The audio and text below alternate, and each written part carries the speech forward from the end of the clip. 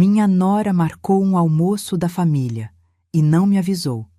Eu descobri pelo grupo, uma foto, e eu fora da mesa. Meu filho não disse nada. Eu fiquei em silêncio. Mas quando eu vi o detalhe na foto, eu fiz uma única coisa. Domingo à tarde tem um peso diferente quando se mora sozinha. A casa fica quieta demais. O único barulho era o da televisão ligada num programa de auditório qualquer, só para preencher o vazio, enquanto eu passava um café. Eram 3:30 da tarde quando meu celular vibrou no braço do sofá. 1, 2, 3 vezes seguidas. Aquele barulho de notificação em sequência que geralmente significa notícia ruim ou grupo de família animado. Peguei o aparelho, limpei a mão no avental e desbloqueei a tela. Era o grupo Família Unida. Aquele mesmo grupo que a minha nora, a Patrícia, criou logo depois que meu marido faleceu, dizendo que era para facilitar a comunicação e organizar nossos encontros. Eu abri a conversa e o que eu vi fez meu coração errar uma batida. Não era um texto, era uma foto. Na tela, carregou a imagem de uma mesa posta, daquelas de revista. Taças de cristal erguidas num brinde, uma travessa de assado no centro, garrafa de vinho aberta.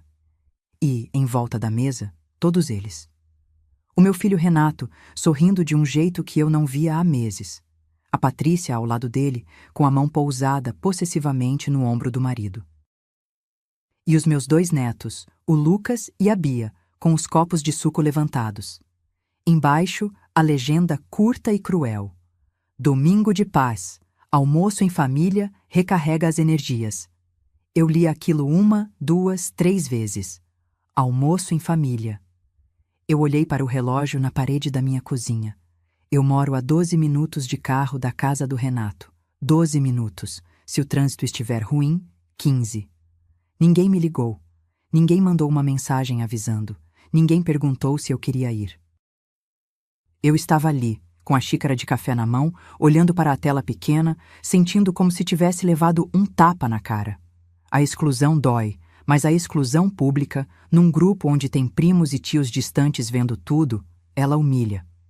Se você já sentiu na pele essa dor de ser deixada de lado por quem você criou com tanto amor, já se inscreve aqui no canal. A gente precisa falar sobre isso, sobre como recuperar o nosso lugar. Clica no botão de inscrever, porque essa história é para você. Minha primeira reação foi chorar. É o instinto de mãe, né? A gente se culpa. Será que eu falei algo errado? Será que estou chata? Mas aí eu respirei fundo. Sequei uma lágrima que escorria e olhei de novo para a foto. Dessa vez, não olhei com o coração de mãe ferida. Olhei com os olhos da dona Zilma, que trabalhou 30 anos em setor administrativo e sabe quando tem coisa fora do lugar. Eu dei zoom na imagem. Fui passando o dedo na tela, ampliando os detalhes. O sorriso do Renato parecia tenso, agora que eu via de perto.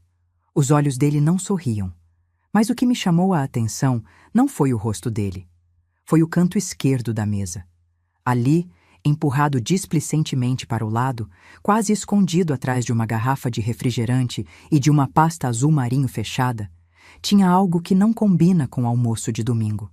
Não combina com assado, nem com vinho, nem com família reunida. Era um envelope pardo, grande, daqueles oficiais, grossos. Eu ampliei o máximo que a tela do celular permitia, até a imagem começar a ficar pixelada. Mas deu para ver. Tinha uma etiqueta branca colada no canto do envelope. Uma etiqueta com código de barras e um carimbo azul. Eu conheço aquele tipo de etiqueta. É etiqueta de cartório. E logo abaixo do código de barras, consegui ler uma palavra, cortada pela metade, mas legível. Registro. Um frio subiu pela minha espinha, mais gelado que a solidão daquela tarde. Por que meu filho e minha nora teriam um envelope de cartório com protocolo de registro em cima da mesa de um almoço de domingo? Cartório não abre domingo. Aquilo não chegou pelo correio hoje. Aquilo estava sendo discutido ali. Aquele almoço não era uma festa, era uma reunião. E a pauta da reunião exigia documentos oficiais, assinaturas e o mais importante de tudo, a minha ausência. Eles não esqueceram de me convidar. Eles precisavam que eu não estivesse lá. Eu fiquei encarando aquele envelope pardo na tela do celular. Minha intuição gritou que aquilo não era coisa boa. Mas eu não podia imaginar que, dentro daquele envelope, estava o começo do fim da vida que eu conhecia. O que um envelope de cartório faz na mesa de um almoço casual, de onde a própria mãe foi excluída? Eu continuei sentada no sofá, com o celular na mão, esperando a tela acender a qualquer momento. Sabe aquela esperança boba que a gente tem? Eu pensava. Daqui a pouco o Renato vai mandar uma mensagem. Vai dizer que foi de última hora, que a Patrícia se atrapalhou, que sentiram minha falta. A gente inventa desculpas para os outros não precisarem se explicar. Coração de mãe é bicho besta mesmo, sempre tentando limpar a barra do filho. Mas o tempo foi passando. O sol começou a baixar e a luz da sala mudou de cor, ficando aquele alaranjado triste de fim de domingo. 1 hora se passou. Depois 2. O grupo da família ficou em silêncio depois daquela foto. Ninguém comentou nada. Nenhum emoji de palminhas da tia Célia, que comenta em tudo. Parecia que todo mundo sabia que aquela foto tinha algo de errado, algo de proibido. Eu abri o teclado do WhatsApp. Comecei a digitar. Filho, vi que vocês estão almoçando. Parei. Apaguei. Parecia cobrança. Escrevi de novo. Tudo bem por aí? Aconteceu alguma coisa? Apaguei também. Não queria dar o braço a torcer. Não queria parecer a velha carente mendigando atenção. Mas o silêncio estava me sufocando. Decidi ligar. Respirei fundo 3 vezes para a voz não tremer, para parecer que eu estava ligando só para contar uma novidade, e apertei o botão verde. Chamou 1 vez, chamou 2. Na terceira, ele atendeu. Mas não foi aquele "Oi, mãe", alegre de antigamente. "Oi, mãe". A voz dele estava baixa, rápida, seca. Parecia que ele estava falando escondido. "Oi, meu filho. Tudo bem? Vi a foto de vocês, achei tão bonita a mesa." Eu tentei ser simpática, mas minha garganta deu um nó. "É, mãe, pois é. A gente resolveu fazer um negócio rápido aqui." Negócio rápido. Aquilo doeu. Mas antes que eu pudesse perguntar por que eu não cabia nesse negócio rápido, ouvi a voz dela ao fundo. A voz da Patrícia. Não deu para entender as palavras exatas, mas o tom era de comando. Era algo firme, impaciente. Como quem diz, desliga logo isso. Renato hesitou na linha. Ouvi o barulho de papel sendo arrastado. Papel. "Mãe, eu tô meio ocupado agora. A gente tá resolvendo umas pendências aqui. Depois eu te ligo, tá? Beijo." E desligou, sem esperar minha resposta, sem "te amo", sem "fica com Deus". A tela ficou preta e o tututu ficou ecoando na minha cabeça. Fiquei olhando para o aparelho, atordoada. Meu filho nunca foi de desligar na minha cara. Ou será que foi e eu não percebia? Foi aí que eu fiz algo que a gente quase nunca faz. Abri o histórico de chamadas do celular. Sabe quando você acha que falou com a pessoa semana passada, mas o tempo te engana? Eu fui rolando a tela para baixo, procurando o nome Renato Filho. Hoje, chamada efetuada, 0045 min. Ontem, nada. Anteontem, nada. Semana passada, nada. Eu tive que descer muito a tela. A última vez que o Renato me ligou por vontade própria, sem ser para responder uma pergunta minha, foi há 23 dias. 23 dias. Eu senti um aperto no peito que não era só mágoa, era medo. Aquele afastamento não começou hoje com o almoço. Aquele almoço era só a cereja do bolo. Eu estava sendo isolada aos poucos, metodicamente, e não tinha percebido. Minha cabeça começou a trabalhar rápido, juntando as peças soltas. Lembrei de uma conversa rápida com a Patrícia no portão, umas 3 semanas atrás, quando ela passou lá em casa sozinha para pegar uma Tupperware que eu tinha esquecido com eles. Eu perguntei do Renato e ela disse, com aquela cara de preocupação ensaiada: "Ai, dona Zilma, o Renato anda tão estressado. O senhor sabe como é, muita pressão com essas coisas do banco." Na hora eu aceitei. Coisas do banco. Estresse, vida moderna. Mas agora, olhando para aquele histórico de chamadas vazio e lembrando do envelope de cartório na mesa, a ficha caiu. O Renato trabalha com logística numa transportadora. Ele mexe com caminhão, com rota, com planilha de carga. Ele odeia banco. Ele nunca cuidou das finanças da casa. Quem fazia isso era meu falecido marido, e depois eu. Que coisas do banco são essas que deixam meu filho ocupado há quase um mês, a ponto de não falar com a mãe, mas que exigem um almoço de domingo com documentos de cartório na mesa? A resposta estava na minha cara, mas eu precisava de mais uma prova. E eu sabia onde procurar a primeira ponta desse novelo embaraçado.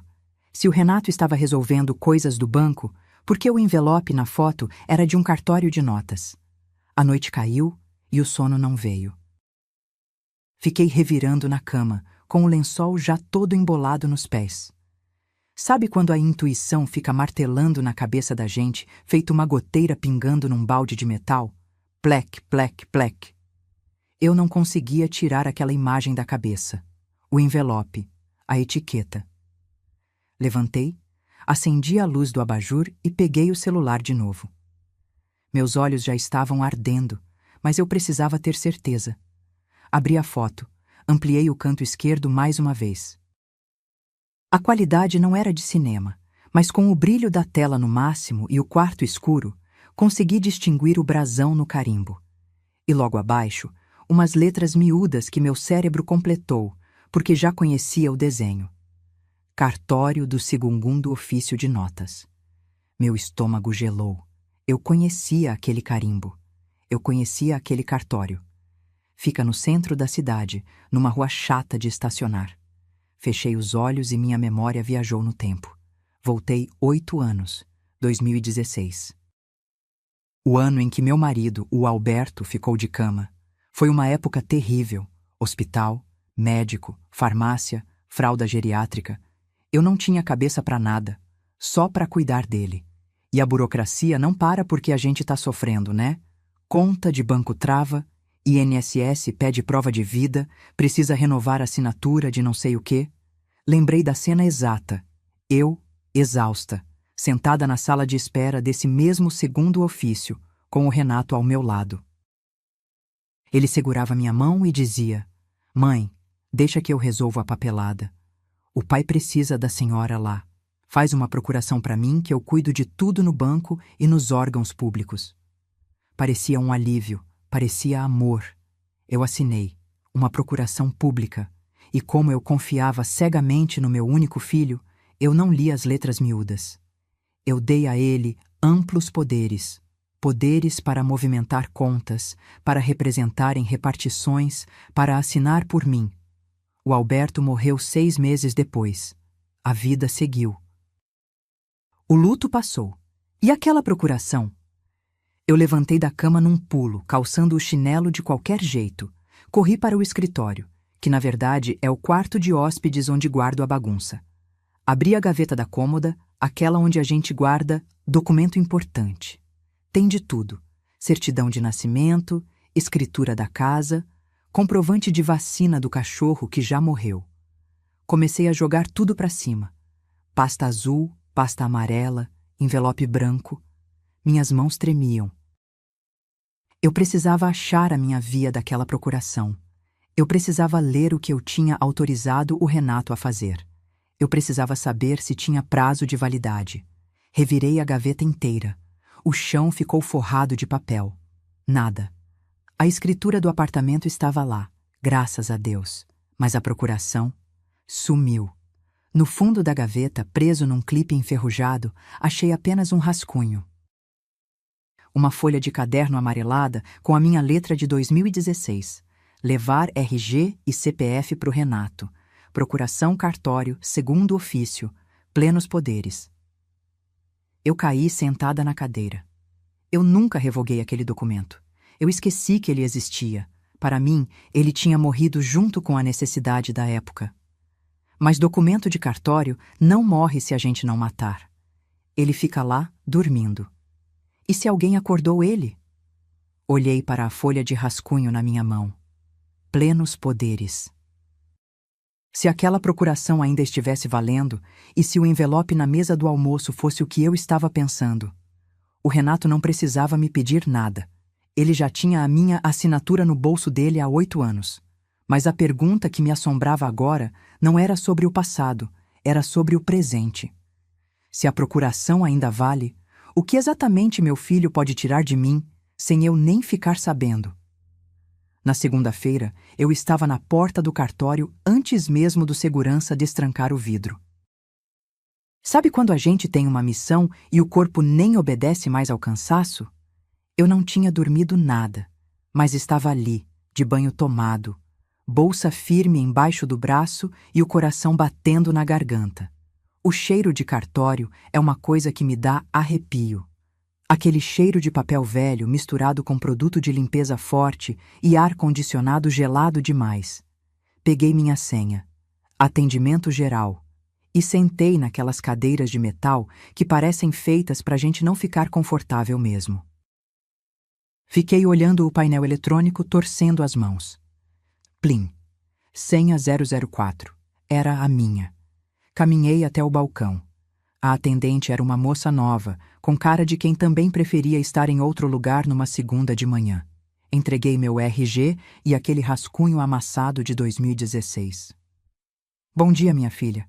Eu preciso de uma certidão atualizada dessa procuração aqui. Eu preciso saber se ela ainda está valendo ou se foi cancelada. Minha voz saiu trêmula, por mais que eu tentasse segurar. A moça pegou o papel, digitou algo no computador e ficou olhando para a tela. O silêncio durou uma eternidade. Eu ouvia o barulho das teclas, tec, tec, tec. E a cada tec, eu imaginava o Renato assinando meu nome, vendendo minha casa, fazendo dívida. Paranoia de mãe? Talvez. Mas o envelope na foto não mentia. De repente, a moça parou de digitar. Ela franziu a testa. Aproximou o rosto do monitor, como se tivesse lido algo estranho. Depois, olhou para mim. Aquele olhar. Um olhar que misturava pena com curiosidade burocrática. Dona Zilma, a procuração está vigente, sim. Nunca foi revogada. Ela fez uma pausa. Na verdade, consta aqui no sistema que foi solicitada uma certidão dela há menos de 30 dias. E houve um reconhecimento de sinal público semana passada. Eu gelei. O chão do cartório sumiu debaixo dos meus pés. Sinal público? Perguntei, sentindo minha pressão baixar. O que isso significa? Significa que ela foi usada em outro cartório, senhora. Provavelmente para lavrar uma escritura ou algum contrato oficial em outra região. O cartório de lá consultou a gente para ver se a assinatura do seu filho valia. Senti uma tontura. Apoiei a mão no balcão de vidro frio. Então era verdade. Não era coisa do banco. Não era estresse. Era uso.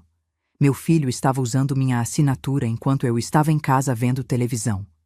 Você consegue ver onde foi isso? Para que foi usado? Eu quase implorei. A moça balançou a cabeça negativamente. O sistema não diz o conteúdo, dona Zilma.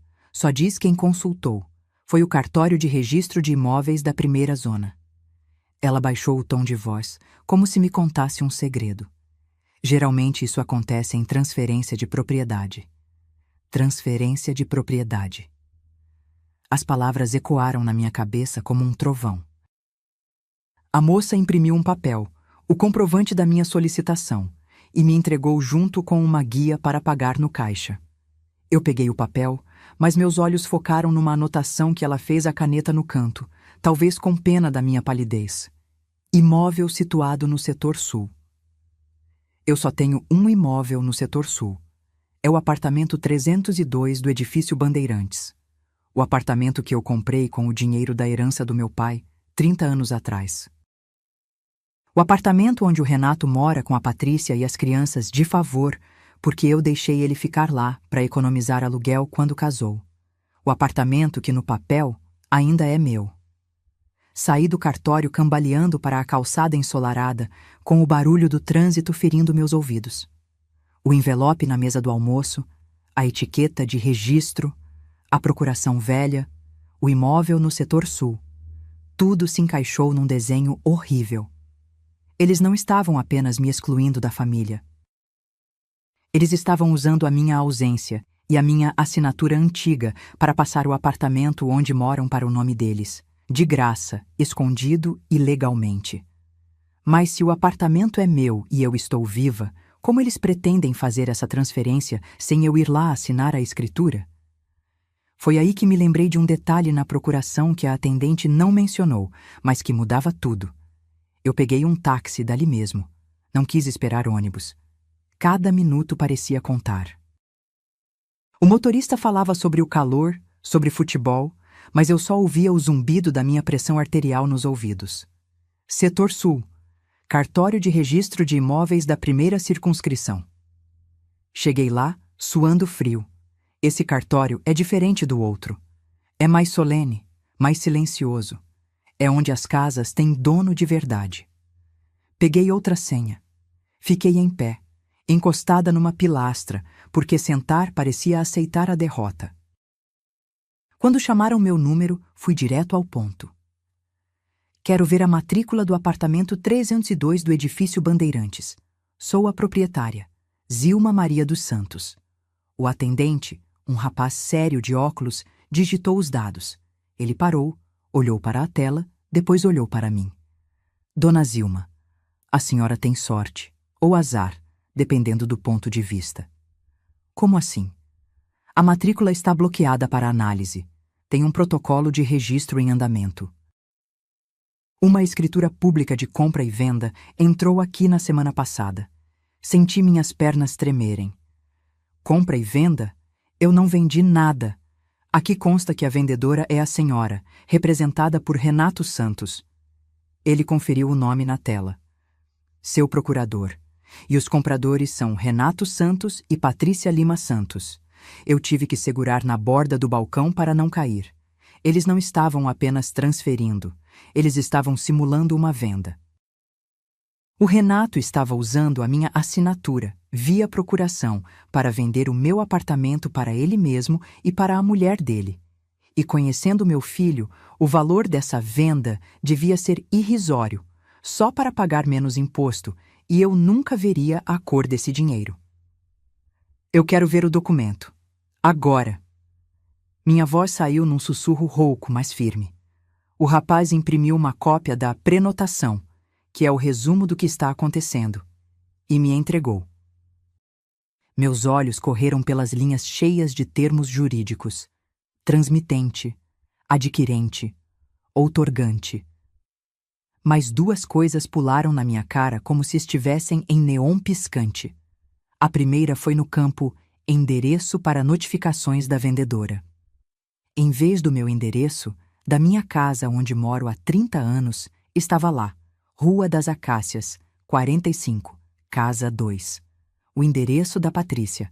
Foi um soco no estômago, por isso eu não sabia de nada. Qualquer carta do cartório perguntando: Dona Zilma, a senhora confirma essa venda? Foi direto para a caixa de correio dela. Ela interceptou tudo. O silêncio deles, o afastamento, o almoço de família sem mim. Era tudo para ganhar tempo, enquanto a papelada corria sem eu saber. A segunda coisa foi o nome da Patrícia na lista de compradores. Moço. Eu apontei o dedo trêmulo para o papel. A procuração que eu dei para o meu filho em 2016, ela dava poderes para ele resolver coisas minhas. Ela não dava poder para ele passar bens para a esposa dele. Isso pode? O atendente ajeitou os óculos e baixou o tom de voz, olhando para os lados. Olha, senhora, isso é o que a gente chama de conflito de interesses. O oficial do cartório ainda não analisou a fundo, por isso está no prazo. Mas se a procuração não for específica para doação ou venda para cônjuge, isso aqui é contestável. Mas a senhora tem que agir rápido. Quanto tempo? Perguntei.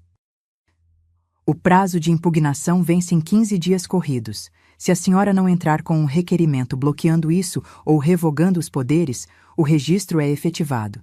E depois que registra, Dona Zilma, para reverter só na justiça, e leva anos. O apartamento passa a ser deles. 15 dias. 2 semanas. Era esse o tempo que eu tinha para impedir que o teto que eu garanti para a minha velhice fosse roubado pelo filho que eu carreguei no ventre. Saí do cartório com aquela folha de papel apertada contra o peito como se fosse um escudo. Eu estava tonta, enjoada. Mas no meio do pânico, uma clareza fria começou a surgir. Eles achavam que eu estava em casa vendo novela. Achavam que eu era a velhinha inofensiva que esquece as coisas. Mas eles cometeram um erro. A ganância da Patrícia em colocar o nome dela na escritura abriu uma brecha. A procuração era para o Renato, não para o casal. E se a Patrícia controlava até o endereço para onde iam minhas cartas, o que mais ela tinha desviado da minha vida sem eu perceber? Voltei para casa e sentei na mesa da cozinha, espalhando os papéis do cartório como se fosse um jogo de paciência que não dava pé. Aquele endereço errado na matrícula não saía da minha cabeça. Rua das Acácias, 45. A casa deles. Foi aí que a ficha caiu. Não foi um erro do cartório. Foi um erro calculado. Comecei a puxar pela memória. A Patrícia nunca foi grosseira. Pelo contrário, ela sempre foi eficiente. Sabe aquela nora que toma a frente de tudo? Deixa que eu marco o médico, sogra. Deixa que eu vejo o preço do gás. Me dá aqui que eu resolvo. Eu achava que era carinho. Eu me gabava para as vizinhas. Minha nora é um anjo, cuida de tudo para mim. Que tola eu fui. Ela não estava cuidando. Ela estava assumindo o controle. Lembrei de um dia específico, uns 6 meses atrás. Estávamos na farmácia comprando meus remédios de pressão. A Patrícia, muito prestativa, disse: Dona Zilma, a senhora está pagando caro. Me dá seu CPF que eu faço o cadastro no programa de fidelidade da rede. O desconto é maior. Eu dei. Achei ótimo economizar R$ 30. Levantei da mesa e fui até a bolsa onde guardo as receitas médicas. Tateei o fundo até achar o cartãozinho de plástico vermelho da farmácia que ela me entregou naquele dia. Virei o cartão. Tinha um QR Code para atualizar dados. Apontei a câmera do celular. O site abriu. E lá estava, cliente, Zilma Maria dos Santos, endereço de entrega, correspondência, Rua das Acácias, 45, telefone de contato, 11 9. O número da Patrícia. Senti um gosto amargo na boca. Não era só no cartório, na farmácia, no mercado, em qualquer lugar que pedisse um cadastro, ela colocava os dados dela. Por quê? Para monitorar. Se eu comprasse um remédio diferente, ela saberia. Se chegasse uma carta de cobrança, ela veria antes. Ela foi cercando a minha vida digital e física, trocando meu endereço pelo dela, pedacinho por pedacinho, como quem constrói uma cerca em volta de um bicho sem ele perceber. Olhei para o calendário na parede da cozinha. O almoço surpresa de domingo. A data brilhava ali. Fiz as contas. O cartório disse que a notificação foi emitida há 10 dias. O prazo para eu reclamar vencia exatamente na semana do almoço. O almoço não foi para celebrar a família. Foi uma cortina de fumaça. Eles marcaram aquele encontro, postaram aquela foto feliz, justamente nos dias críticos em que, se eu recebesse a carta do cartório, que foi para a casa dela, eu poderia ter reagido. Eles queriam garantir que eu estivesse feliz e calma, e principalmente longe da minha caixa de correio real, enquanto o prazo corria. A Patrícia não é uma vilã de novela que grita e faz escândalo. Ela é pior. Ela é metódica. Ela usa a burocracia, a ajuda e a organização como armas. Mas se ela teve o trabalho de mudar meu endereço na farmácia e no cartório para interceptar correspondência, o buraco era mais embaixo. O apartamento e os remédios eram só a ponta do iceberg. Se a Patrícia controla o que chega na minha caixa de correio, o que mais ela já desviou e eu nem imagino. Eu precisava ver com meus próprios olhos, mas não podia tocar o interfone do 302.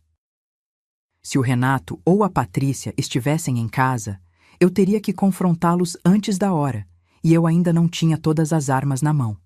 Então, Fiz o que qualquer mulher precavida faria. Toquei no 101.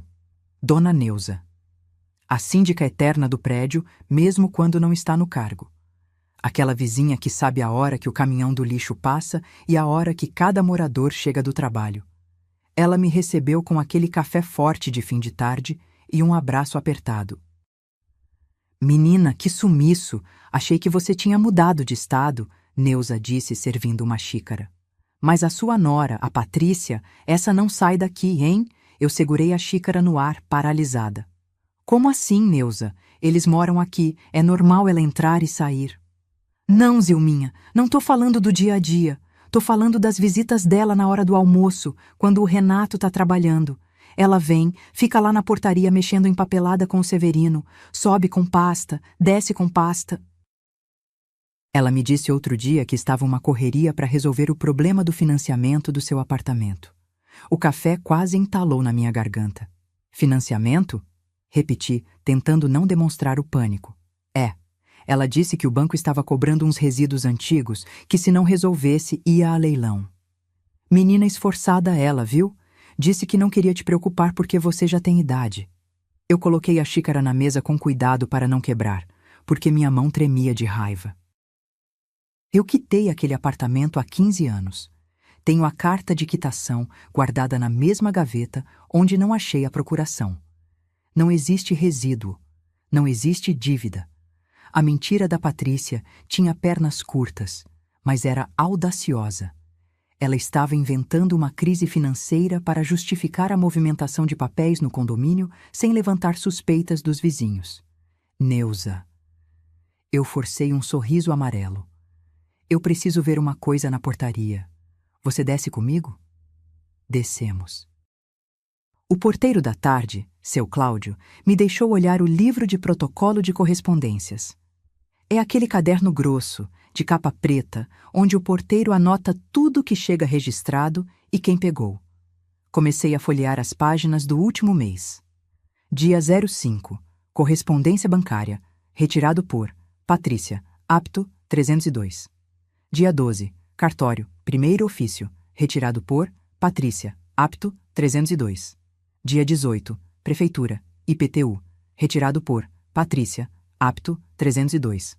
Mas o que me fez gelar foi a assinatura dela. Ao lado do nome, em letras miúdas, ela não assinava apenas Patrícia Lima. Ela escreveu em várias linhas: Patrícia L. Santos, repreneur legal. Representante legal.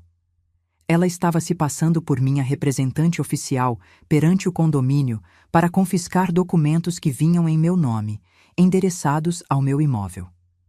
Seu Cláudio, perguntei, apontando para uma linha específica. Essa carta aqui do dia 20. Receita Federal.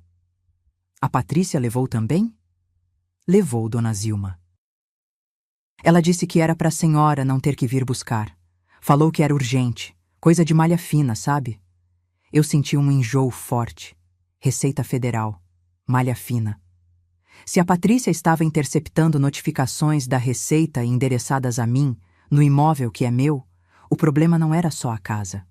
Ela podia estar mexendo na minha declaração de imposto de renda, ou pior, sonegando informações em meu nome, usando aquela maldita procuração.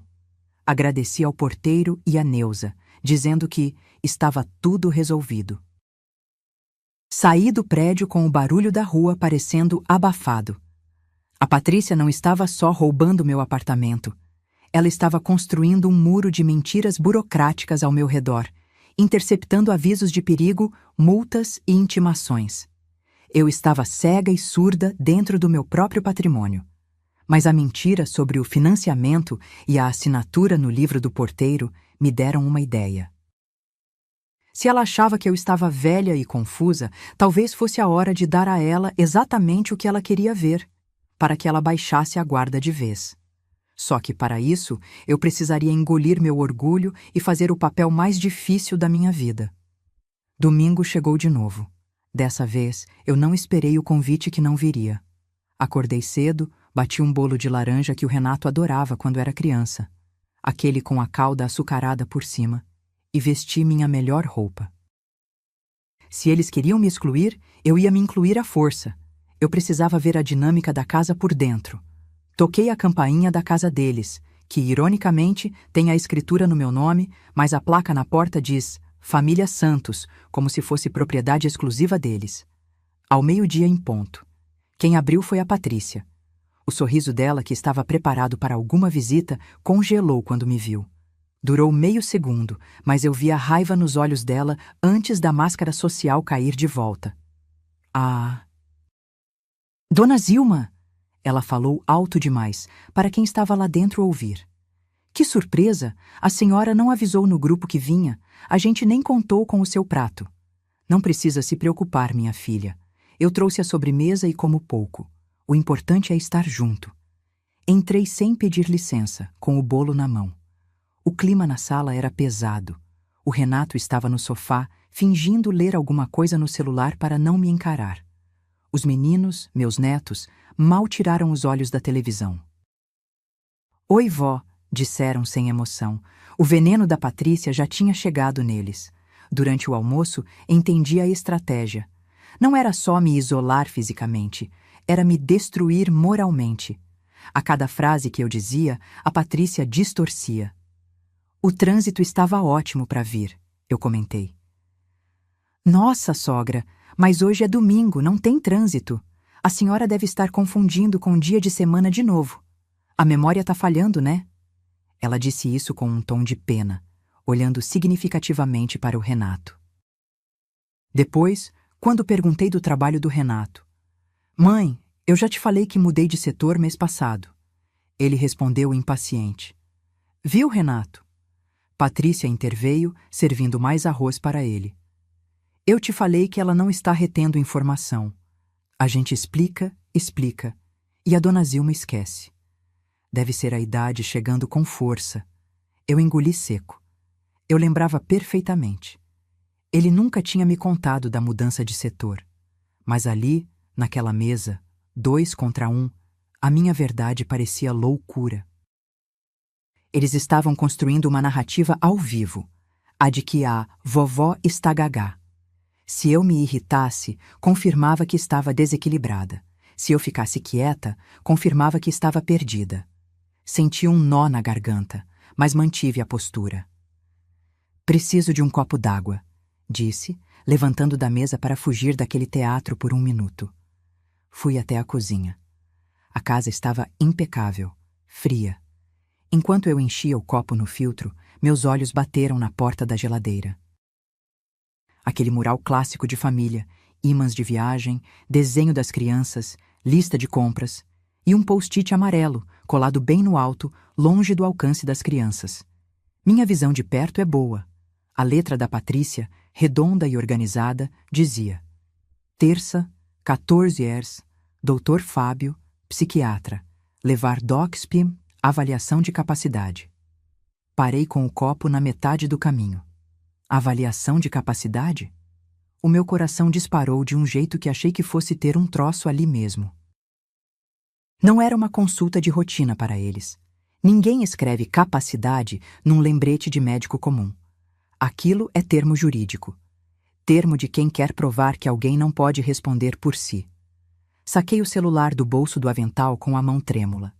Olhei para a porta da cozinha para garantir que ninguém vinha. Tirei uma foto rápida do bilhete. A imagem ficou tremida, mas legível. Voltei para a sala com as pernas bambas. A Patrícia sorria, cortando o assado. O Renato continuava de cabeça baixa. Eles não queriam só o apartamento. Eles não queriam só o dinheiro. A estratégia de me pintar como confusa e esquecida tinha um objetivo final muito mais sombrio. Eles estavam preparando o terreno para me interditar. Se eu fosse declarada incapaz, a procuração velha nem precisaria mais ser usada escondida. A Patrícia, como esposa do meu filho, que seria meu curador, teria controle total sobre tudo o que eu tenho, sobre onde eu moro e até sobre o ar que eu respiro. Eu precisava sair dali. Precisava descobrir quem era esse Dr. Fábio e o que eles já tinham contado para ele sobre mim. Saí da casa deles com a desculpa de uma dor de cabeça súbita. O bolo de laranja ficou lá, no centro da mesa, como um monumento à minha ingenuidade. Dirigi até em casa com as mãos suando no volante, repetindo mentalmente aquele nome: Dr. Fábio. Dr. Fábio. Assim que entrei no meu apartamento, não tirei nem o sapato. Fui direto para o computador antigo que fica na sala. O Windows demorou uma eternidade para ligar, girando aquela bolinha azul que parecia zombar da minha pressa. Finalmente, o navegador abriu. Digitei na barra de busca: Dr. Fábio Psiquiatra, Setor Sul. O Google devolveu 3 resultados. O primeiro era um consultório pediátrico, o segundo, uma clínica de reabilitação. O terceiro fez meu sangue gelar. Dr. Fábio S. Mendes, Psiquiatria Geriátrica e Forense. Descrição: especialista em transtornos demenciais, Alzheimer e avaliação de capacidade civil para fins de interdição e curatela. Interdição. A palavra brilhou na tela branca, ferindo meus olhos. Cliquei no site. Era uma página sóbria, cores cinza e azul. Tinha artigos com títulos como Quando é hora de assumir o controle financeiro dos pais idosos e sinais de incapacidade civil na terceira idade. Eu li aquilo sentindo o estômago revirar. Não era um médico para tratar depressão ou ansiedade. Era um perito. Um médico contratado para atestar que uma pessoa não tem mais juízo para assinar cheques, vender imóveis ou revogar procurações. Tudo se encaixou com uma clareza violenta. A estratégia da Patrícia era perfeita. 1. Usar a procuração velha para passar o apartamento para o nome deles. 2. Se eu descobrisse e tentasse anular, eles já teriam um laudo médico dizendo que eu estava confusa, esquecida e paranoica. 3. O juiz olharia o laudo do doutor. Fábio ouviria os relatos tristes da família sobre como eu esquecia as coisas nos almoços, o teatro que eles fizeram hoje, e daria a curatela para o Renato. Eles não queriam apenas roubar meu patrimônio. Eles queriam me anular como cidadã. Se eles conseguissem essa interdição, minha assinatura não valeria mais nada. Minha palavra não valeria nada. Eu viraria uma criança tutelada por quem estava me roubando. Rolei a página até o fim, buscando o endereço. Fica a 3 quadras da casa da Patrícia. Claro, prático para eles me levarem numa visita rápida, sem eu desconfiar. Mas foi no rodapé do site que encontrei a brecha que eu precisava. Havia um botão verde piscando. Agendamento online e consulta de horários. Meu dedo pairou sobre o mouse. Se a Patrícia já tinha marcado a consulta para mim, o sistema provavelmente bloquearia um novo agendamento com meu CPF. Ou eu conseguiria ver a agenda lotada no nome dela. Mas eu não podia usar meus dados reais para testar ou alertaria o sistema deles. Decidi fazer diferente. Anotei o e-mail de contato do consultório. Atendimento e clínica derfabio.com.br. Eu não ia hackear nada. Eu ia usar a própria arma da Patrícia contra ela, a organização excessiva. Se ela marcou essa avaliação, ela precisa levar meus documentos. E para levar meus documentos, ela precisa que eu esteja lá, ou precisa de um laudo prévio. A pergunta que martelava na minha cabeça agora não era se eles iam fazer isso, mas quando. O post-it dizia, terça, 14 era. Era depois de amanhã. Eu tinha menos de 48 horas antes de ser arrastada para uma sala fria e ter minha sanidade julgada por um estranho pago pela minha nora. Eu precisava agir. Mas não podia fazer escândalo. Se eu gritasse, confirmava a loucura. Eu tinha que ser mais fria que a Patrícia. Foi aí que decidi. Se eles querem uma velha confusa, é exatamente isso que eles vão ter. Mas do jeito que eu ensaiar. Naquela noite, eu tomei uma decisão que exigiu cada gota de sangue frio que eu tinha no corpo. Em vez de ligar gritando, em vez de mandar textão no WhatsApp, eu fiz o oposto. Eu vesti a carapuça que a Patrícia costurou para mim. Peguei o celular e mandei um áudio no grupo da família com a voz embargada, fingindo estar perdida. Patrícia, minha filha, que horas mesmo é o almoço amanhã? Eu tô aqui arrumada esperando vocês, mas ninguém chegou. Acho que anotei o dia errado de novo. Era domingo à noite. Não tinha almoço amanhã, que seria segunda. A resposta veio em 30 segundos. Patrícia digitou: Ai, dona Zilma, a senhora está confundindo tudo. Amanhã é dia de trabalho. Fica tranquila, descansa aí. Eu imaginei o sorriso dela do outro lado da tela. Ela devia estar mostrando o áudio para o Renato e dizendo: Viu? Ela tá pirando. O psiquiatra vai adorar ouvir isso na terça. Eu dei a ela a confirmação que ela precisava para relaxar. Se ela achasse que eu estava entregue à demência, ela pararia de vigiar meus passos por um dia. E eu só precisava de um dia. Segunda-feira de manhã, enquanto Patrícia achava que eu estava em casa, descansando, eu estava sentada na frente da doutora Cláudia, uma advogada especialista em direito de família que a Neuza, minha vizinha síndica, indicou como um tubarão de saias. Coloquei tudo na mesa: a certidão da procuração velha, a matrícula com a venda bloqueada, a foto do bilhete do psiquiatra. A doutora Cláudia ajeitou os óculos e leu os papéis em silêncio. Quando terminou, ela me olhou com um respeito que eu não via há tempos. Dona Zilma, a senhora agiu na hora certa. O plano deles é clássico: alienação patrimonial seguida de interdição. Se eles conseguirem a curatela na terça, essa venda fraudulenta passa a ser gestão de patrimônio. O que eu faço, doutora? Mato eles? Brinquei, mas sem rir. Pior. A senhora vai usar a burocracia. Vamos revogar essa procuração agora. Fomos juntas ao cartório mais próximo. Não precisei ir no mesmo onde fiz a procuração em 2016. Em qualquer cartório de notas você faz uma escritura pública de revogação. É um documento poderoso. É o basta oficial. Quando o tabelião bateu o carimbo na folha timbrada, senti um peso de 1 tonelada sair das minhas costas. Objeto: revogação total de poderes outorgados a Renato Santos. Data: hoje. A partir daquele segundo, qualquer coisa que o Renato assinasse em meu nome não era mais representação. Era crime de falsidade ideológica. Era estelionato. Saímos de lá com a via original na minha mão.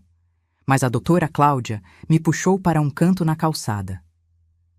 Zilma, a revogação para o futuro. Mas e o que já foi feito? A tentativa de passar a escritura na semana passada? A gente anula, não é? Sim, a gente anula. Mas se a senhora quiser tirar a Patrícia da sua vida e garantir que eles não tentem de novo alegando erro honesto, a gente precisa de mais. O Renato pode dizer que achou que a procuração ainda valia. A Patrícia pode dizer que não sabia que não podia assinar. Eles sabiam, retruquei com raiva. Eles fizeram tudo escondido. Eu sei, mas na justiça, escondido é subjetivo. Eu preciso de uma prova material de que a Patrícia sabia que aquela procuração não servia para transferir bens para ela. Se provarmos que ela sabia da limitação jurídica e fez mesmo assim, aí vira má-fé comprovada. Aí a gente inverte o jogo da interdição contra ela. Eu fiquei parada na calçada, vendo o movimento dos carros. Prova de que ela sabia. Onde eu ia arrumar isso? Ela é esperta, não deixa rastro. Foi aí que meu celular vibrou no bolso. Era uma notificação do grupo da família. Uma foto fofa dos meus netos. O grupo. Minha mente estalou. A Patrícia é organizada. Ela usa o WhatsApp como agenda. Ela documenta tudo. E eu me lembrei de uma conversa muito antiga, perdida no meio de milhares de mensagens de bom dia e fotos de bolo. Uma conversa de antes de tudo isso começar, quando ela ainda estava sondando o terreno. Se aquela mensagem ainda estivesse lá, eu teria a cabeça da Patrícia numa bandeja de prata. Mas como provar que uma conversa de meses atrás não foi erro, e sim planejamento de um golpe? Sentei num banco da praça em frente ao cartório mesmo. A doutora Cláudia tinha ido buscar o carro, e eu fiquei ali, com o celular na mão, prestes a fazer uma escavação arqueológica na minha própria vida digital. Abri o grupo Família Unida. Cliquei nos 3 pontinhos no canto superior direito e selecionei Pesquisar. A barrinha apareceu. Minha mão suava tanto que a tela ficou úmida. Digitei a palavra procuração. O aplicativo girou por 1 segundo e me mostrou o resultado: 1 de 12 ocorrências. Apertei a setinha para subir. As primeiras mensagens eram recentes, eu reclamando de burocracia, o Renato falando de imposto. Fui subindo, voltando no tempo, 6 meses, 8 meses. E então, o celular vibrou suavemente ao encontrar uma mensagem antiga. Data: 14 de maio do ano passado, quase 9 meses atrás. Muito antes do almoço surpresa, muito antes do Dr. Fábio. Lá estava, uma mensagem da Patrícia, no meio de uma conversa sobre IPTU. Patrícia, 1405-1942. Ah, dona Zilma, aproveitando, a senhora lembra se aquela procuração antiga do Renato tem poderes para transferir imóvel para cônjuge ou se é só para ele? Eu lembro desse dia. Eu estava fazendo janta. Respondi por áudio na inocência. O áudio ainda estava lá, com o botãozinho de play azul. Apertei para ouvir minha própria voz do passado. Eu, áudio 0012 esse. Vixe, filha, não sei não. Mas acho que o rapaz do cartório disse na época que era só pro Renato representar, viu? Coisa de sangue. Para passar para a esposa, acho que precisava de outra assinatura minha. E logo abaixo, a resposta da Patrícia. Patrícia, 14S5-1945. Entendi. Tranquilo, sogra, era só curiosidade. Só curiosidade. Meus dedos tremeram de raiva. Ela sabia. Há 9 meses, ela já estava sondando. Eu disse a ela, em áudio gravado, que a procuração não servia para passar o apartamento para o nome dela. E o que ela fez? Ignorou. Esperou a poeira baixar. E 9 meses depois, enfiou o nome dela na escritura como compradora, usando exatamente a procuração que ela sabia ser insuficiente, apostando que o cartório deixaria passar e que eu nunca descobriria. Isso não é erro. Isso é dolo. É má-fé. É a prova de que ela agiu sabendo que estava errada. Comecei a tirar os prints. Clac, clac, clac. Tirei print da pergunta dela. Tirei print do meu áudio, mostrando que foi ouvido por todos. Tirei print da resposta dela fingindo que não importava. Mas enquanto eu salvava as imagens, notei um detalhe que fez meu coração de mãe doer mais que a traição da nora. Abaixo da mensagem da Patrícia aparecia aquele tique azul duplo. Lido por todos. Cliquei nos detalhes da mensagem. Lido por Renato. Meu filho viu a pergunta. Meu filho ouviu meu áudio dizendo, não pode. E meu filho ficou calado. Ele leu a mãe dizendo não, e meses depois assinou a escritura dizendo sim. O Renato não era apenas uma vítima da esposa dominadora. Ele estava no grupo. Ele viu a trama ser tecida fio a fio e não cortou a linha. Guardei o celular na bolsa como se fosse uma arma carregada. A doutora Cláudia buzinou o carro. Entrei e mostrei os prints para ela. Isso aqui vale ouro, Zilma. Ela sorriu, mas um sorriso predador. Com isso, a gente derruba a tese de boa-fé. Se ela sabia que não podia e fez mesmo assim, a interdição que ela quer pedir amanhã vira tentativa de obstrução de justiça. Ótimo, respondi, olhando para o trânsito lá fora. Então está na hora de eu ter a minha reunião de família. Mas dessa vez, quem vai servir o prato principal sou eu. A Patrícia marcou o psiquiatra para amanhã, terça-feira, às 14 horas. Mas ela esqueceu que antes da sobremesa a gente precisa almoçar. E eu ia convidar todo mundo para um almoço que eles jamais esqueceriam. Terça-feira, meio-dia. O sol estava a pino, iluminando a sala do meu apartamento como se fosse um palco pronto para a peça final. Eu tinha mandado mensagem cedo. Venham almoçar aqui antes da gente ir no Dr. Fábio. Fiz aquele assado que vocês gostam. Quero ir tranquila. A Patrícia respondeu na hora com um emoji de coração. Ela deve ter pensado. Ótimo! A velha já aceitou o destino. Vai ser mais fácil colocar ela no carro e levar para o psiquiatra. Mal sabia ela que a única coisa que seria servida naquele almoço era a justiça. Eles chegaram pontuais. Patrícia, Renato e os meninos. Mas quando a porta abriu, eles estranharam. A mesa estava posta para 6, não para 5. Sentada na poltrona da sala, com uma xícara de café na mão e um terninho impecável, estava a doutora Cláudia. Ué, dona Zilma, tem visita? Patrícia perguntou, com aquele sorriso falso vacilando no canto da boca. Ela olhou para a Cláudia com desconfiança. Essa é a Cláudia, uma amiga antiga, aposentada também. Veio me fazer companhia. Eu disse, servindo o suco. Sentem, a comida vai esfriar. O almoço foi um suplício. O Renato não conseguia cortar a carne, a faca batia no prato de cerâmica, fazendo um barulho irritante. Clink, clink, clink. Ele sabia que tinha algo errado. A presença daquela estranha séria na mesa deixava o ar pesado. Já a Patrícia, arrogante como sempre, tentou manter o controle. Então, dona Zilma, ela disse, limpando a boca com o guardanapo. Terminando aqui a gente já vai, tá? O doutor Fábio não tolera atraso. É importante para a senhora ver essa questão da memória. Eu parei de comer. Pousei os talheres devagar, olhei para a doutora Cláudia e fiz um sinal afirmativo com a cabeça. Sabe, Patrícia? Comecei, com a voz firme, sem tremer nem 1 milímetro. Minha memória anda ótima, tão boa que eu lembrei de uma coisa que estava guardada na minha gaveta. Levantei e fui até o aparador. De lá, peguei uma pasta. Não uma pasta qualquer. Uma pasta verde, rígida, organizadora. Idêntica àquelas que a Patrícia usava para carregar meus documentos para cima e para baixo.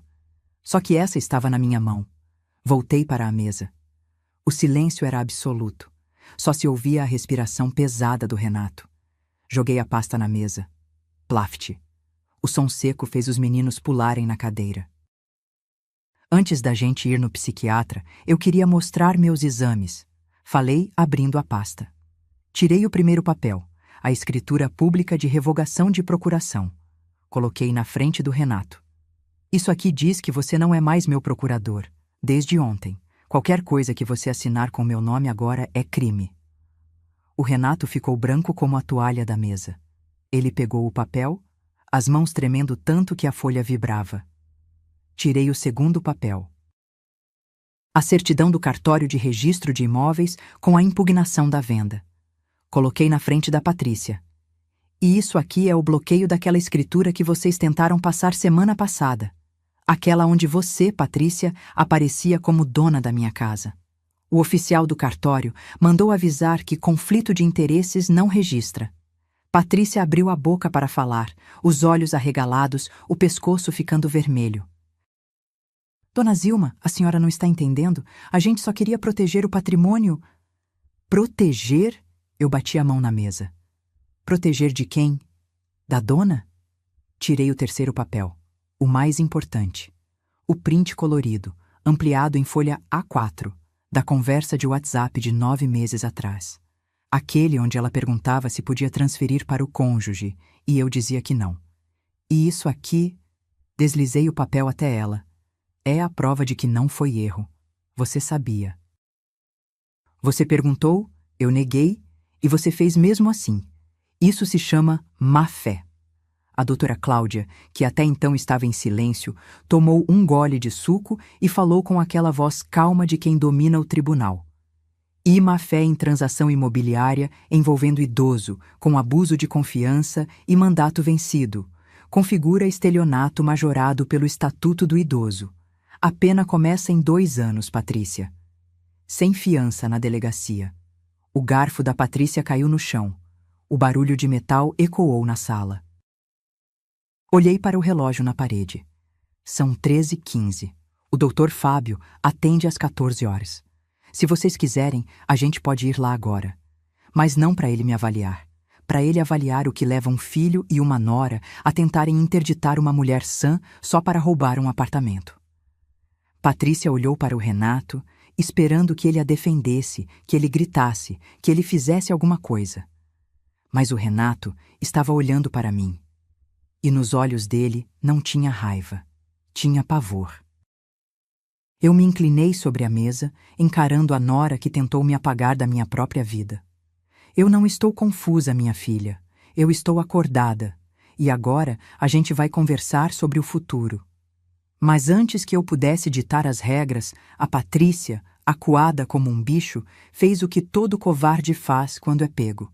Tentou achar um culpado. E o alvo dela estava sentado bem ao lado.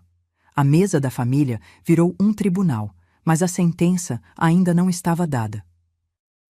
A Patrícia ia tentar se salvar, nem que precisasse afundar o próprio marido. O ar na sala ficou tão pesado que parecia difícil de respirar. Patrícia olhava para os papéis espalhados na mesa, depois para a doutora Cláudia e, por último, para mim. O rosto dela, sempre tão maquiado e composto, estava manchado de vermelho no pescoço. Ela percebeu que a saída de emergência estava trancada. Não tinha como negar os documentos. Não tinha como negar o print. Então, ela fez o que eu temia, mas já esperava. Ela jogou a granada no colo do marido. Dona Zilma. A voz dela saiu aguda, trêmula. A senhora precisa entender. Eu só tentei ajudar. Foi o Renato. Ela apontou para ele, sem nem piscar. O Renato, que estava desesperado com as dívidas do cartão de crédito. Ele disse que a senhora tinha concordado em passar o apartamento para a gente, para ele poder pegar um empréstimo com garantia de imóvel. Eu só organizei a papelada porque ele me pediu. Eu sou esposa. Eu confiei nele. A sala ficou em silêncio por um segundo. Eu olhei para o meu filho. O menino que eu levei para a escola, que eu ensinei a andar de bicicleta. Ele estava ali, encolhido na cadeira, sendo acusado pela mulher que jurou estar ao lado dele. E foi aí que a represa estourou. Renato bateu as duas mãos na mesa com uma violência que fez as taças de cristal tremerem. Mentira! O grito dele foi gutural, de quem estava segurando aquilo há meses. Você é mentirosa, Patrícia. Você disse que minha mãe estava esquecida. Você disse que o apartamento ia ficar preso em inventário se a gente não passasse logo. Você que marcou o cartório. Você que arrumou esse psiquiatra maldito. Renato, cala a boca! Patrícia gritou de volta, perdendo toda a pose de dondoca. Você assinou. A procuração é sua. Porque você me infernizou. Todo dia, sua mãe não precisa de um apartamento desse tamanho. Sua mãe vai dar o imóvel para a igreja. Sua mãe não regula bem. Você fez minha cabeça contra ela. Os dois estavam de pé, gritando um com o outro, jogando as culpas, as tramas e os segredos sujos em cima daquela mesa de almoço. A máscara de casal perfeito e família unida rachou e caiu no chão, estilhaçada em 1000 pedaços. Meus netos, Lucas e Bia, estavam encolhidos no sofá, com os olhos arregalados, assistindo aos pais se destruírem. Aquilo me doeu mais que o golpe financeiro. Eles estavam vendo a verdade nua e crua. A ganância dos pais era maior que o amor pela família. No meio da gritaria, a doutora Cláudia fez um movimento suave. Ela deslizou o celular dela para o centro da mesa, apoiado no suporte de guardanapos. A luzinha vermelha na tela pulsava. RES 0432. Só para avisar. A voz da advogada cortou os gritos como uma navalha. Essa confissão mútua está sendo gravada. Vocês acabaram de admitir a fraude, a coação e o plano de interdição indevida. Isso aqui é prova plena para o Ministério Público. Patrícia congelou. Ela olhou para o celular gravando e percebeu o erro fatal. Se ela culpasse o Renato, ela confirmava que o crime existiu. Se ela assumisse, ela ia presa. Ela estava cercada pela própria língua. Ela desabou na cadeira, cobrindo o rosto com as mãos, chorando um choro feio, de raiva, não de arrependimento. Renato olhou para o celular, depois para mim. Ele estava tremendo, suando, desfeito. O homem de negócios, o pai de família, o filho ocupado. Tudo aquilo sumiu. Sobrou só um homem assustado que sabia que tinha perdido tudo. Mãe! Ele sussurrou e a voz dele quebrou. Ele caiu de joelhos no chão da minha sala. De joelhos. Mãe, pelo amor de Deus, não chama a polícia. Eu faço qualquer coisa. Eu assino qualquer coisa. Me perdoa. Eu sou um fraco, mãe. Eu sei. Mas não me manda pra cadeia. Eu olhei para ele lá embaixo. O silêncio voltou à sala, mas agora era o silêncio dos escombros depois da explosão. A advogada parou a gravação e me olhou, esperando o meu comando. A Patrícia chorava escondida nas mãos. O Renato implorava no chão. Os netos me olhavam com medo. Eu tinha o poder total naquele momento. Eu podia destruir a vida deles com um telefonema. Podia mandar prender os dois. A lei estava do meu lado, a moral estava do meu lado, mas eu sou mãe. E a justiça de mãe não é feita de algemas, é feita de lições que marcam a alma. Respirei fundo, sentindo o cheiro do assado que ninguém comeu. Levanta daí, Renato. Minha voz saiu calma, assustadora de tão calma. Eu não vou chamar a polícia hoje. Ele levantou a cabeça com uma esperança patética nos olhos. Mas a sua liberdade tem um preço. E vocês dois vão pagar agora, antes de saírem por aquela porta. Eu me virei para a doutora Cláudia. Doutora, pega o termo de compromisso que a gente redigiu. Vamos ver se eles têm coragem de assinar a sentença deles. O que eu ia exigir deles ali não era dinheiro. Era algo muito mais valioso. E que ia doer na Patrícia muito mais do que uma multa. A doutora Cláudia tirou da pasta um documento de 3 páginas, grampeado com aquela formalidade que dá medo em quem deve. Ela colocou sobre a mesa, ao lado do bolo intocado. Esse é um termo de confissão de dívida e reconhecimento de fraude, explicou a advogada com a frieza de um cirurgião. Aqui diz que vocês reconhecem que tentaram transferir o imóvel ilegalmente, que a dona Zilma é a única proprietária e que vocês renunciam a qualquer direito de posse futura sobre o apartamento 302. Renato olhou para o papel como se fosse uma sentença de morte. E tem mais uma cláusula, continuei, olhando fixamente para a Patrícia, que já tinha parado de chorar e agora me encarava com ódio contido. Se vocês assinarem isso agora, a gravação da confissão de vocês fica guardada no cofre da doutora Cláudia.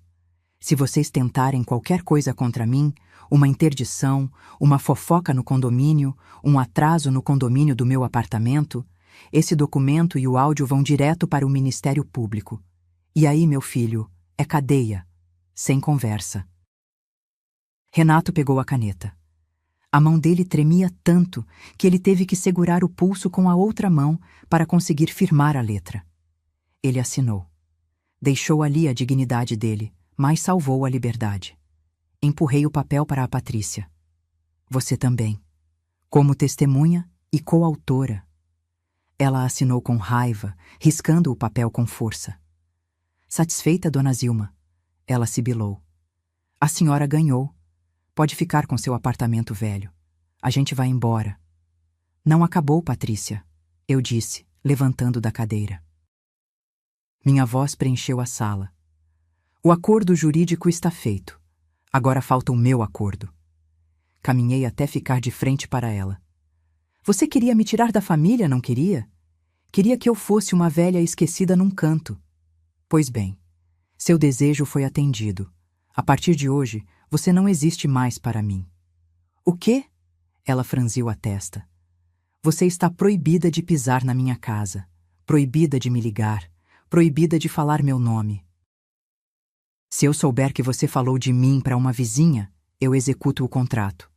Você queria me apagar? Pois agora quem te apaga sou eu. Você está banida da minha vida. Olhei para o Renato. E você, meu filho? Você continua morando no meu apartamento porque eu não vou deixar meus netos na rua. Mas a partir de hoje, o condomínio e o IPTU vêm para a minha casa. Eu pago e você me reembolsa com juros. Se atrasar um dia, é despejo. Acabou a mamata. Acabou o filhinho da mamãe. Você quer ser homem para roubar? Aprenda a ser homem para pagar suas contas. Renato abaixou a cabeça, chorando silenciosamente. A vergonha dele era palpável. Por fim, me virei para os meus netos. O Lucas e a Bia estavam assustados. Fui até eles e me agachei, ficando na altura dos olhos deles. Meus amores! Segurei as mãos geladas deles. A vovó não está brava com vocês. Nada disso é culpa de vocês. A casa da vovó sempre vai estar aberta, sempre vai ter bolo. Mas... Olhei de relance para a Patrícia. Mas, vocês vão ter que vir sozinhos, ou com o pai de vocês. Mas ela não entra mais aqui. Beijei a testa de cada um. Levantei e fui até a porta da sala. Abri. O barulho do corredor invadiu o silêncio pesado do apartamento. Podem ir. Levem a pasta com as cópias. A original fica comigo. Eles saíram em fila indiana. A Patrícia de cabeça erguida, mas derrotada. O Renato curvado, parecendo 10 anos mais velho. Os netos me olharam uma última vez antes de entrarem no elevador. Quando a porta bateu, o silêncio voltou. A doutora Cláudia começou a guardar os papéis na pasta. A senhora foi dura, Zilma. Ela comentou sem julgamento. Eu fui justa, Cláudia. Respondi, sentindo minhas pernas finalmente tremerem com a descarga de adrenalina. Eles queriam me tratar como criança. Eu tive que agir como a mãe. E mãe, às vezes, tem que dar o remédio amargo para curar a doença. A advogada foi embora logo depois. Fiquei sozinha na sala. O bolo de laranja continuava no centro da mesa, intacto. Ninguém comeu. Olhei para aquele bolo e, pela primeira vez no dia, senti vontade de chorar. Não de tristeza, mas de alívio. Doeu? Doeu muito. Ver o filho que a gente pariu se tornar um estranho ganancioso é uma dor que não tem nome. Mas eu estava segura. Eu estava inteira. Fui até a janela e olhei a rua. A vida continuava lá fora. E a minha vida? Bom, a minha vida agora me pertencia de novo. Mas ainda faltava uma coisa para fechar esse ciclo. Uma semana depois, meu celular vibrou de novo. E a mensagem que chegou provou que, às vezes, a justiça ensina o que o amor não conseguiu ensinar. O que acontece quando a poeira baixa e a gente precisa recomeçar? Sozinha, mas dona de si? Uma semana se passou. É domingo de novo. Estou sentada na varanda da minha casa. O sol da tarde bate no piso, mas hoje o silêncio não me incomoda. Pelo contrário. Hoje, o silêncio tem cheiro de paz, não de solidão. Em cima da mesinha de centro, ao lado da minha xícara de café, está um objeto pequeno e prateado que eu resgatei do fundo daquela gaveta bagunçada. A chave cópia do apartamento 302. Ela está ali, brilhando. Eu não preciso ir lá. Eu não preciso morar lá. Mas saber que a chave está na minha mesa e que as contas agora chegam na minha caixa de correio para eu conferir antes de cobrar o Renato, me devolveu algo que dinheiro nenhum paga: o controle da minha própria vida. O celular vibrou. O som foi o mesmo daquele domingo triste, mas a sensação foi outra. Peguei o aparelho, abri o WhatsApp. Uma notificação cinza apareceu no Família Unida. Patrícia saiu do grupo. Não teve drama. Não teve textão de despedida. Ela simplesmente saiu. O general abandonou o campo de batalha. Senti um alívio tão grande que meus ombros relaxaram uns 5 centímetros. O veneno tinha ido embora. Logo em seguida, subiu uma mensagem privada. Era o Renato. Mãe, eu sei que é domingo. Eu errei muito. A vergonha é grande, mas a saudade é maior. Posso passar aí? Prometo que não falo de dinheiro. Fiquei olhando para a tela. O coração de mãe quer dizer: vem correndo. Mas a dona Zilma, a mulher que aprendeu a se defender, precisava impor a condição final. Digitei devagar. Pode. O portão está destrancado, mas quando você vier, vem sozinho. E vem como meu filho, não como marido da Patrícia. Ele respondeu na hora. Tô indo. Sozinho. Bloqueei a tela e coloquei o celular de lado. Peguei o pratinho com o bolo. Dessa vez, não fiz um banquete para 6 pessoas que não merecem. Cortei uma fatia bonita de bolo de fubá cremoso, só para mim. Dei a primeira garfada. O gosto estava doce, perfeito. A minha família diminuiu? Talvez. A mesa está mais vazia? Está. Mas pela primeira vez em anos, quem está sentado nela é quem é de verdade. Eu não perdi um filho. Eu recuperei a minha dignidade. E se para ter respeito eu preciso impor limites duros, que assim seja. Olhei para a rua lá embaixo, vendo o carro do Renato dobrar a esquina. Ele estava vindo. Sem a sombra dela. Sem a pasta de documentos. Só ele. Sorri, sentindo o vento no rosto. Naquela foto de uma semana atrás, eu estava fora da mesa, excluída, quase interditada. Agora a mesa é minha, e senta nela quem eu convidar. E você? Já sentiu que estavam tentando te anular dentro da sua própria casa? Já teve medo de impor limites para filhos adultos e acabar sozinha? Essa história da Zilma é um alerta. O amor de mãe é infinito, mas a nossa dignidade tem que ser intocável. Não espere a procuração vencer. Tome as rédeas agora. Se essa história te deu coragem, deixa seu like aqui embaixo. É muito importante pra gente. E me conta nos comentários. Você perdoaria o Renato ou achou que a Zilma ainda foi boazinha demais? Quero ler a sua opinião. A gente se vê na próxima história. Tchau.